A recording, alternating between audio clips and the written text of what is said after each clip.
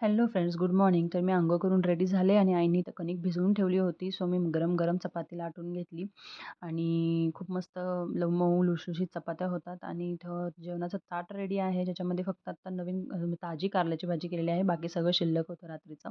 इथे युगांग बघा, स्वतः जेवण झालं तरीसुद्धा आईच्या ताटातली त्याला चपाती भाजी खायची आहे. सो तो मस्त एन्जॉय करतोय. जेव्हा तो स्वतःच्या हाताने खातो तेव्हा मला खूप छान वाटतं. परत मी इथे जसा वेळ मिळेल तसं श्री स्वामी समर्थ असं मी लेखी जप करते आणि कधी 1 पान, कधी 2 पान जसं वेळ असेल त्याप्रमाणे मी लिहिते. हे मला खूप सोयीस्कर आणि खूप छान वाटते हे मला लिहिल्यावरती.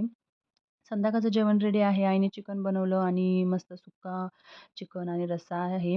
तर मी तरी काय नॉनव्हेज खात नाही, आई पण नॉनव्हेज खात नाही. तर दोघांसाठीच बनवलेलं आहे आणि इथे ताक रेडी आहे थंडगार.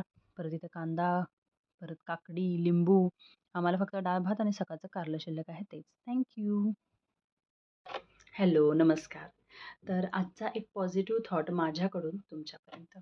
कसं आहे ना, परिस्थिती कितीही वाईट असेल, संकटे कितीही असतील, तरी आपण आपल्या देवावरचा आणि आपल्या कर्मावरचा विश्वास कधीच ढळू द्यायचा नाही.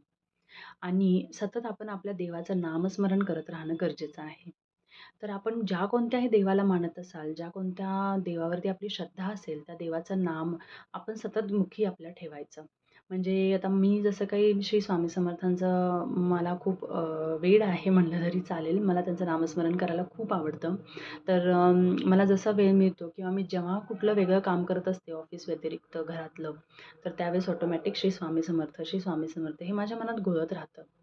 सो तुम्ही पण ही सवय अंगीकारून घ्या. म्हणजे ह्यानी 2 फायदे होतील. एक म्हणजे आपल्या मनातले निगेटिव्ह थॉट्स निघून जातात. जे आपल्या मनात जे क्लटर असतात ते बाजूला होतात आणि दुसरी गोष्ट म्हणजे आपल्याला आपल्यावरती आपल्या देवाचा हात कायम राहतो. त्याच्यामुळे हे खूप छान मला सोल्युशन वाटतं आपल्या मोठ्या-मोठ्या प्रॉब्लेमसाठी. हे छोटंसं सोल्युशन जे होपफुली खूप चांगलं काम करतं. त्याच्यामुळे आपण ज्या कुठल्या देवाला मानतो त्याची भक्ती आणि त्याची श्रद्धा करायला कधीच विसरू नका. Thank you.